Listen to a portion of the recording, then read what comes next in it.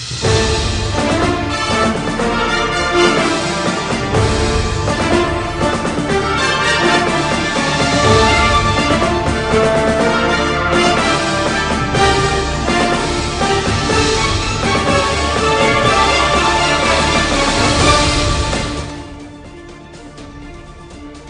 the news, Nnamdi Kanu rearrested to be remanded in DSS custody till July 26.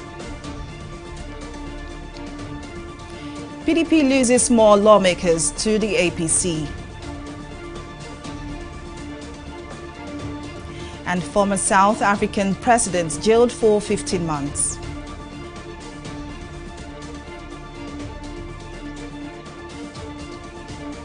Glad to have you join us on News Now. I am Folashade Ogrinde.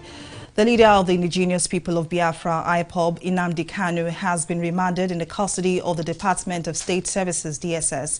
Kanu, who has been on the run since he was granted bail in 2017 over alleged treason, was rearrested on Sunday and rearraigned before Justice Binta Nyako of the Federal High Court in Abuja today. He appeared in court without any member of his defense team. Following an ex parte application by the federal government's counsel, Shuaibu Labaran, Justice Nyako ordered that Kanu be remanded in custody of the Department of State Services till July 26. Before his rearrangement in court, the Minister of Justice Abubakar Malami, at a press conference, explained how IPOB leader was successfully apprehended. He has, often jumping bail, been accused of engaging in subversive activities that include inciting violence through television, radio, and online broadcast against the Nigerian state and institutions.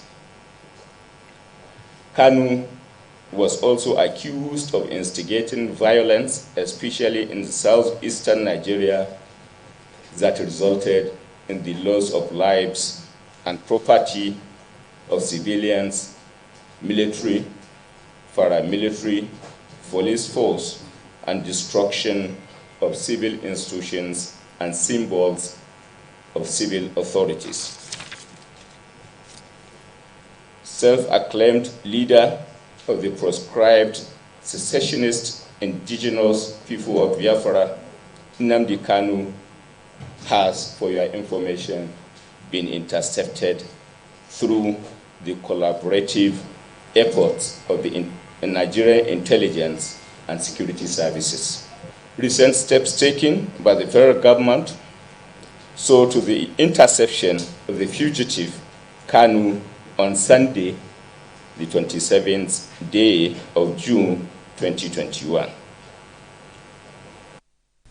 Nnamdi Kanu is facing charges bordering on treasonable felony instituted against him in response to years of campaign for the Independent Republic of Biafra through IPOB. He had been granted bail in April 2017 for health reasons, but he jumped bail. He later left Nigeria after soldiers raided his father's residence in Abia State in November 2017. The chairman of the Nigerian Bar Association on Public Interest and Development Law, Dr. UBANI, now joins us on the news to speak more on this. Thank you very much for joining us on News Now. Now, what do you make of this latest development? Indeed, it's a development, and it's somebody just called my attention to it this afternoon, and it was just like a breaking news that Kanu has been rearrested, you know. And then I tuned into my television. I discovered there has been a court order by the same judge that was handling the matter in Federal High Court in Abuja that he should be remanded in DSS custody. In other words, what the federal government did is to ensure that the judicial process is where they have taken him to, so that if there is any allegation of any crime that he is alleged to have committed, let him have his day in court, which I believe is a proper thing. But the government has to be a bit more cautious and a bit more sensitive. We don't need much crisis in our country now. We need to be a bit more circumspect to avoid a situation that will be escalation of any unnecessary strife in the land. I'm pleased with the judicial process, which is where they have actually taken it to let the matter be resolved by a third arm of government that has the authority and constitutional power to decide the innocence or the guilt of any accused person. That to me is the first step that they have taken. And then they will not in any way get a persecution or let him be properly prosecuted in accordance with the law, given all the necessary fair hearings that the Constitution itself has provided. That again is very, very important to everyone. And because the searchlight of the entire world now will be on Nigeria, how far Nigeria respects the fundamental human rights of any person that is accused of any crime will be a discussion, both in international and local media. So we are all watching with keen interest. So let the judicial process take place and let Kano be fair hearing before a considered arm of government, which is the judiciary. That again is very important. Now, Dr. UBANI, speaking of fundamental human rights, where do you see this case going? Because it's very likely that Kano will be granted bail again. And currently we have a situation about El-Zakzaky and his prolonged detention. Now, are you concerned that this may also take a similar turn? Well, I don't know the mind of the judge. There are certain considerations that actually impinge on the mind of the judge in granting bail. The character of the accused person, the history of the accused person, his previous crime, and how heinous the crime is. These are some of the circumstances that warrant a person who has been accused of a crime to be granted. But there are cases of offenses that are ordinarily bailable. There are those that are not bailable. And of course, if you're going to grant somebody bail, for those that are not bailable, must be for some of these extenuating circumstances, so that it impinges upon the mind of the court, that the court will now look at the maybe because of health grounds or because of this issue and all that, then you are granted but with a reliable that you come to face your trial. So I cannot now predict the mind of the court. There are many issues that will clearly be on the mind of the judge when application is being moved, whether he should be granted bail or he should probably order an accelerated hearing. Accelerated hearing means that the case can go from day to day in order to allow the prosecution to present the evidence it has against Kano, and Kano being given an opportunity to actually deny or admit the evidences that are lined up. So these are the things I envisage will happen. So I cannot predict what will be the mind and the decision of the court when it does happen. Well, thank you very much, Dr. Monday UBANI, Chairman, Nigerian Bar Association on Public Interest and Development Law. Thank you so much for your contributions. To politics now, the ranks of the ruling All Progressives Congress, APC, is currently swelling with the defection of lawmakers from the opposition People's Democratic Party, PDP.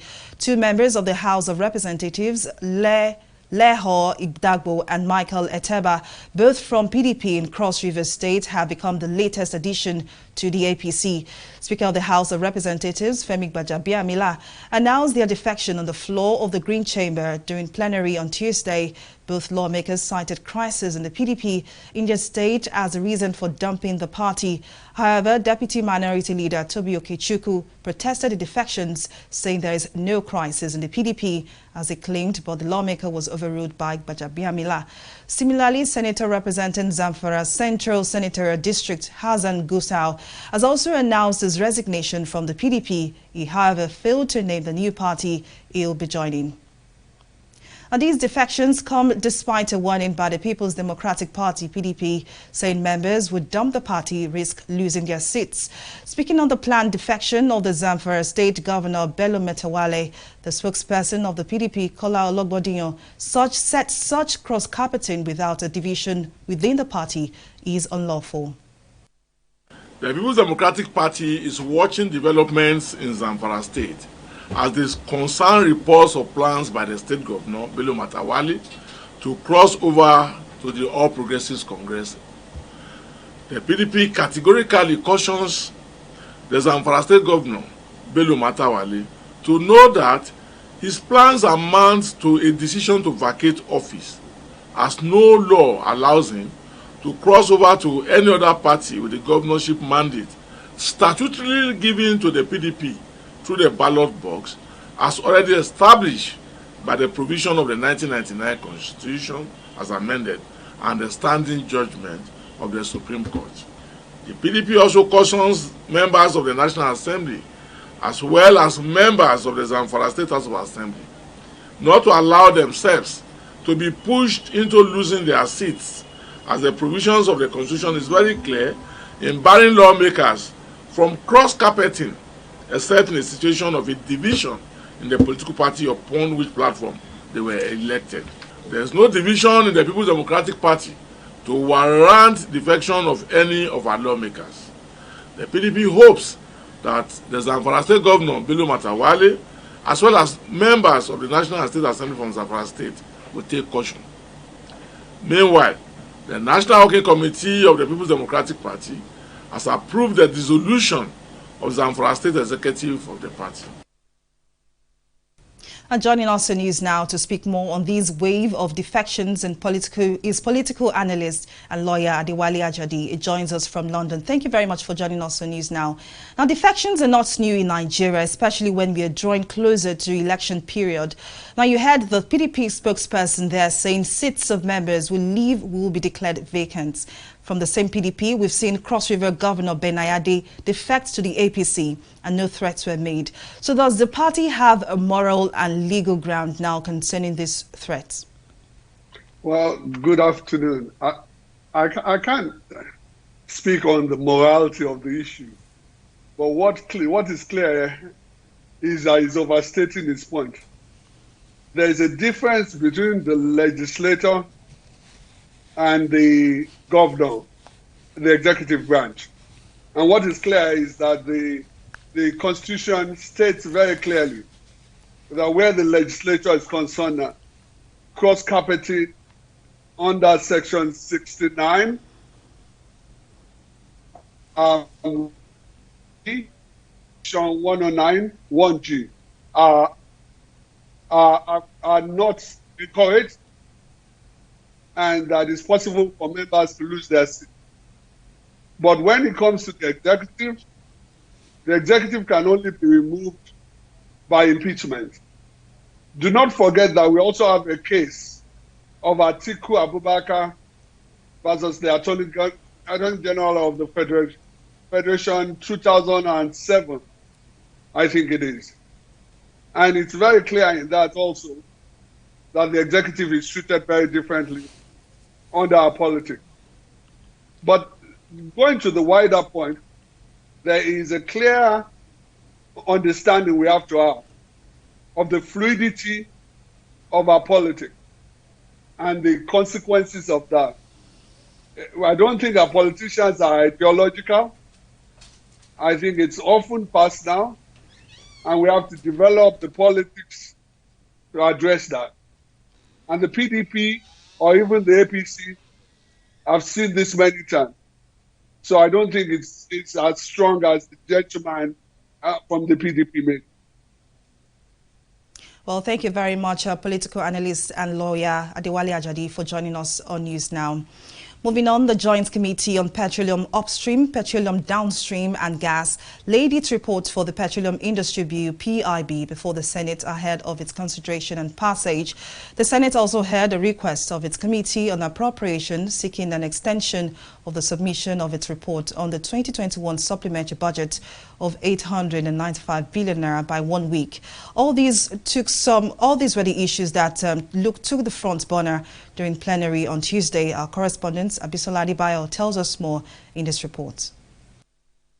Efforts to pass the Petroleum Industry Bill by previous assemblies have suffered setbacks for several reasons. In another step of progress, Chairman of the Senate's Joint Committee on Petroleum Upstream, Downstream and Gas has now submitted the report on the long-awaited PIB, which seeks to reform the Nigerian oil and gas sector. Lauding the committee for its work, Senate President Ahmed Lawan says the bill will be debated on Thursday. On behalf of all of us in the Senate, thank our Joint Committee for working so hard, selflessly and patriotically to produce the report on the Petroleum Industry Bill. We will be considering the report on Thursday, so that when we consider the report, we'll be doing so on the basis of what we have been able to read from this very important report. Chairman of the Committee on Appropriation, Barau Jibrin, also appealed for more time to complete work and submit its report on the 2021 supplementary budget of 895 billion naira. But this request was declined. You may recall that last Thursday, this distinguished Senate referred the 2021 Supplementary Appropriation Bill to the Committee on Appropriations, which I chair. And we were given the mandate, we were mandated to submit our report today. Mr. President, I want to inform this distinguished Senate that we started work immediately in the process of the bill. But midway, we discovered that we need more time because we must, and we feel that we must meet the minimum standard set out by the rules of the Senate in processing the bill. The estimated time we feel we'll be able to do this is this week, and then get it submitted, get our report submitted on Tuesday next week. Forward supplementary budget request, it doesn't need 2 weeks working on it. It doesn't. And you remember, we have a lineup of so many important bills to consider in the Senate. So you have today, you lay tomorrow. We receive tomorrow, please. Because I'm sure you had the entire weekend from Wednesday, almost 6 days. That should be enough. This is just 2 sectors. It's not a complicated thing, so you don't need up to Tuesday next week, no. So you submit tomorrow, please. The supplementary budget meant to tackle insecurity and health-related issues was last week referred to the Appropriations Committee after it passed second reading. Abisola Adebayo, TV360, Lagos. We'll take a break here, but still to come, Frank de Boer resigns as HOLLAND coach.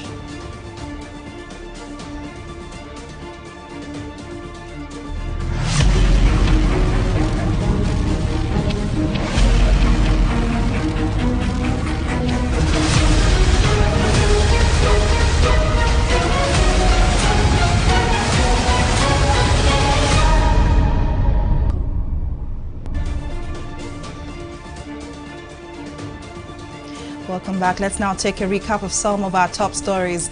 The Federal High Court sitting in Abuja has ordered that the leader of the indigenous people of Biafra, IPOB, Nnamdi Kanu, be remanded in the custody of the Department of State Service. Justice Binta Nyako ordered that Kanu be remanded in DSS facility and adjourned his matter to July 26 and 27.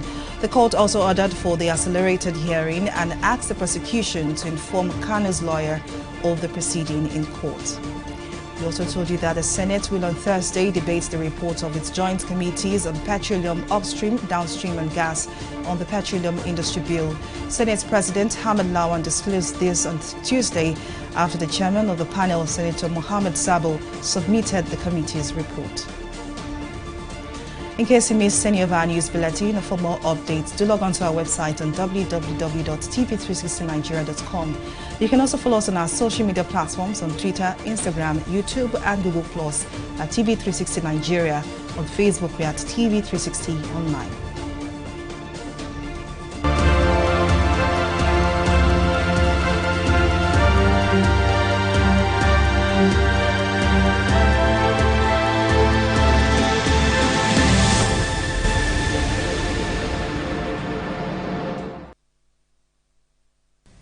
India on Tuesday authorized the emergency use of Moderna's COVID-19 vaccine as it seeks to ramp up its vaccination drive in the wake of a record-breaking surge in infections and deaths. The vast nation of 1.3 billion people was hit by a massive spike in coronavirus cases in April and May that pushed the healthcare system to breaking point. Moderna's shot is the fourth to be approved by New Delhi after Oxford AstraZeneca's Covishield and Covaxin, which is developed in Indian firm Bharat Biotech and Russia's Sputnik V. We'll take another break here and return with more stories. To stay with us. In the last 3 years, we have built a multi-purpose center, which is the envy of all in our constituency. And I can tell you that the people who are living there are already enjoying it. Guy, do you think what this man just said is true? See, I seriously doubt. I'm sure it's one of those that are silly lies. And wait, do you know there's a way to find out if these things he's saying is true or not? This is the Construct app. It gives people like us a sure way to track implementation of constituency projects. It gives valid and verified information on location of projects, amounts allocated, amount funded, the level of job done, and even the profiles of concerned legislators. you and I can post directly on this app. Are you serious? This is the Go Tour app if you want to know how our Commonwealth is being expanded by the government. Wow. Let's even see if what this man said is true. Show me. The Construct app is developed by Other Paper Nigeria with support from USAID and is available on both Google Play Store and Apple Store. And it's true. Of course, I told you.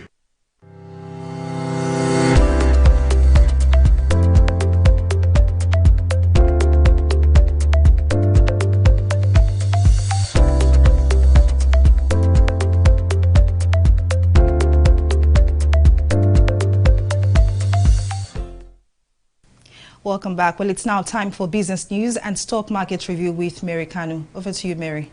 Thank you, Folashide. And in business, the House of Representatives Joint Committee on Finance, Banking and Currency has begun an investigation on leakages amounting to $30 billion annually in the transfer of funds to execute international contracts, interbank transfers, among others. At its inaugural investigative hearing, the committee, co-chaired by James Faleke and Victor Nwokolo, grilled officials of Citibank and Fidelity Bank over alleged infractions. Faleke recalled that the House, at its sitting on March 5, 2020, resolved to conduct an investigative hearing on revenue leakages in excess of $30 billion. He also noted that the probe became necessary as a result of growing problems in the financial management of Nigeria's resources. But we'll take a pause here and return with a review of the stock market. Stay with us.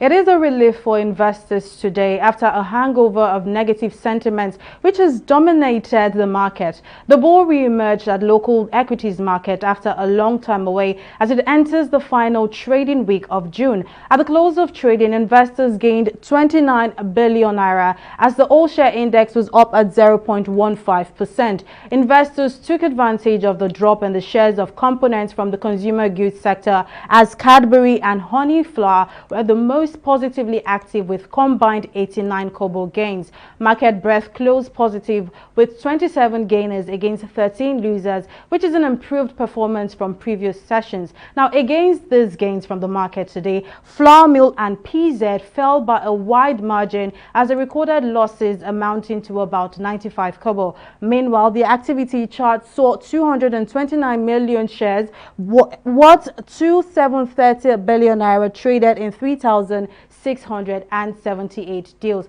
Now, on the global scene, UK and US stocks FTSE and Dow Jones are trading in the greens at 0.21% and 0.13%, while Asian stock Nikkei is currently trading in the reds at 0.81% as a result of a slip in oil price during trading hours today. Well, that's all on the review of the stock market. Folashade, it's back to you now for the rest of the news.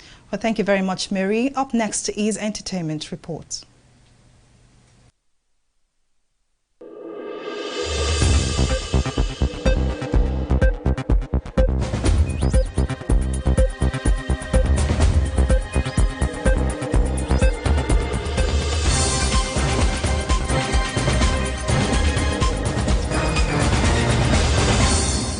NINIOLA has joined the Grammy Recording Academy with the class of 2021. The Recording Academy is continuing its efforts to expand in its voting body by extending invitations to 2,710 established music professionals from wide-ranging backgrounds, genre, and discipline. Announcing the class of 2021, the Recording Academy expressed its commitment to excellence and stressed that each person that got an invite was a certified music professional. The Badikuna also took to her social media via Instagram page to reveal she had joined the Grammy Recording Academy class of 2021.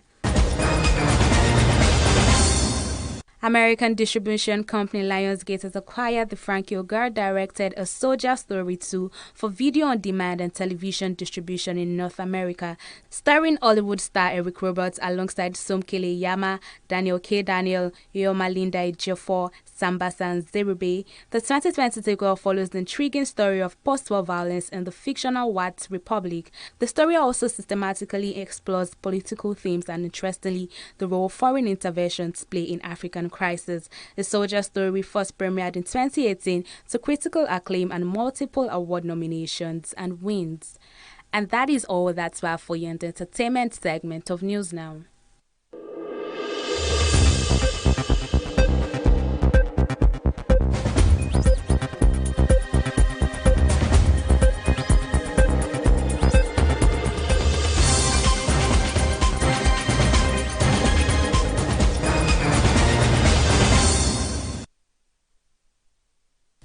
On the foreign scene, South Africa's former president, Jacob Zuma, has been sentenced to 15 months by the country's highest court.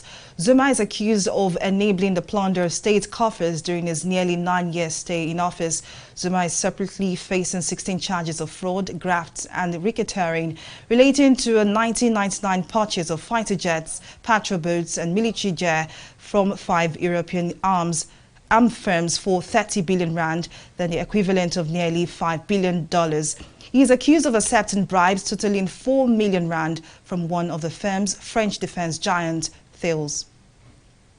In sports, Frank de Boer has resigned as Holland's head coach following the disappointing early exit at Euro 2020. The Dutch were knocked out at the last 16 stage after losing 2-0 to the Czech Republic on Sunday.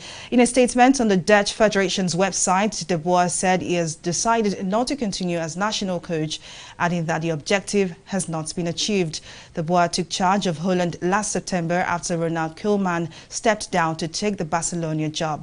On May 28th, the couple's hope to be joined at the Edo State Federal Marriage Registry was dashed by the absence of the registrar.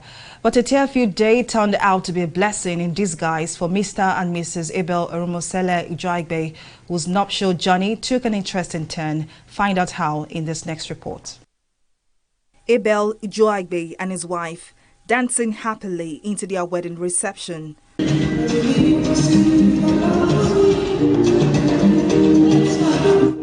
The story of these lovebirds clearly fits the adage that in every disappointment there is a blessing.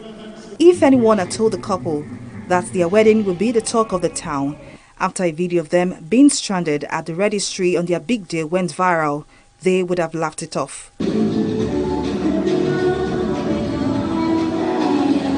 But their blessing came in the form of a promise made and fulfilled by the wife of Edo State Governor Betsy Obaseki, who organized this wedding party for the couple. According to the First Lady, her decision to host the event for the couple was born out of the desire to soothe the pain they experienced. This wasn't a couple that was going on and on, angry, abusing the people, whatever. They were just, we're so sorry this happened, we didn't mean that, blah, blah, we are fine, just simple, decent human beings. And I'm just so proud that this is an Edo man, decent human being. Sincerely appreciates His Excellency, the Honorable Minister of Interior, Mr. H.E. Aregbesola, and his lovely wife, my good friend, who, swung into action. And this is the sort of thing we seek to have in our government, that, we have responsible people at the top who know that they're there to serve the people. The chairman of the occasion and chief of staff to Edo State Governor Osaigbovo Yoha congratulated the couple on the success of their wedding despite the disappointment.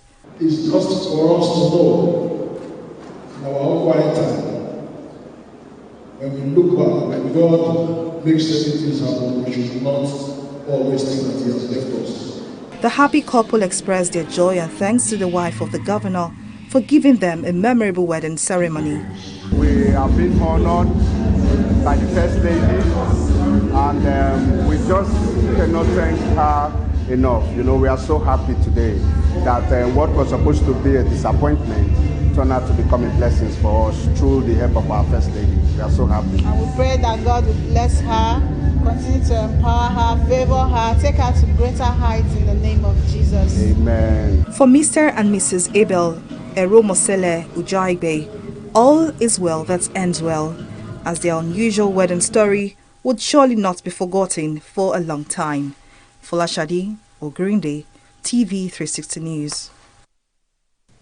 We certainly hope the couple a happy married life. Well, it's a wrap on our news bulletin. Thank you for watching. I am Folashade Ogrinde.